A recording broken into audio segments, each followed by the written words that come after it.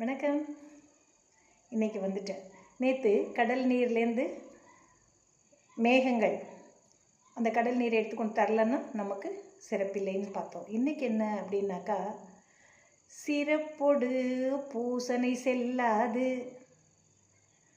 வானம் வரக்குமேல் வானோர்க்கும் ஈண்டு. சிறப்பொடு பூசனை செல்லாது வானம் வரக்குமேல் வானோர்க்கும் ஈண்டு. எவ்வளவு சிறப்பு பாருங்க. நம்ம எல்லாருமே நமது நாட்டிலேயோ அல்லது இருக்கக்கூடிய இடங்களிலேயோ மிக சிறப்பாக நம்முடைய தெய்வங்களுக்கு வானோர்னு சொல்கிறாங்க. இங்கே நம்முடைய தெய்வங்களுக்கு நம்ம என்ன பண்ணுறோம்? திருவிழாக்கள் நடத்துகிறோம், பூசைகள் செய்கிறோம், நோன்பு இருக்கிறோம்.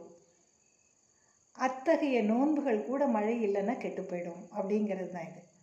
சிறப்பொடு பூசனை செல்லாது. நாம் சிறப்பாக செய்யக்கூடிய பூசைகள், திருவிழாக்கள், நோன்புகள் இவை எதுவுமே இருக்காது. எப்பொழுது? வானம் வரக்குமேல் வானோர்க்கும் ஈண்டு. இது ஏன் வானோர்கள்னு சொல்கிறாங்க? நம்மளுடைய கருத்துப்படி என்னென்னா, வானத்தில் இல்லை வானோர்கள் அப்படின்னு நம்ம ஒரு தெய்வங்களையோ அல்லது பிற தெய்வங்களையோ எல்லாத்தையும் நம்ம வானோர் அப்படின்னு நம்ம சொல்கிறோம் இல்லையா? அந்த வானோர்களுக்கு அல்லது நமது தெய்வங்களுக்கு நாம் செய்யக்கூடிய சிறப்பான பூசைகள் கூட வானம் வறண்டு விட்டால் செய்ய முடியாது. இதுவே இதன் பொருளாக கொள்ளப்படுகிறது. மீண்டும் பார்ப்போமா? சிறப்பொடு பூசனை செல்லாது வானம் வரக்குமேல் வானோர்க்கும் ஈண்டு.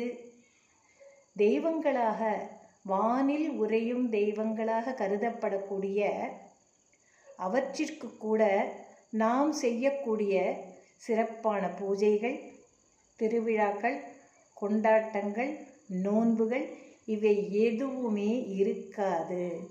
எப்போ இருக்காது?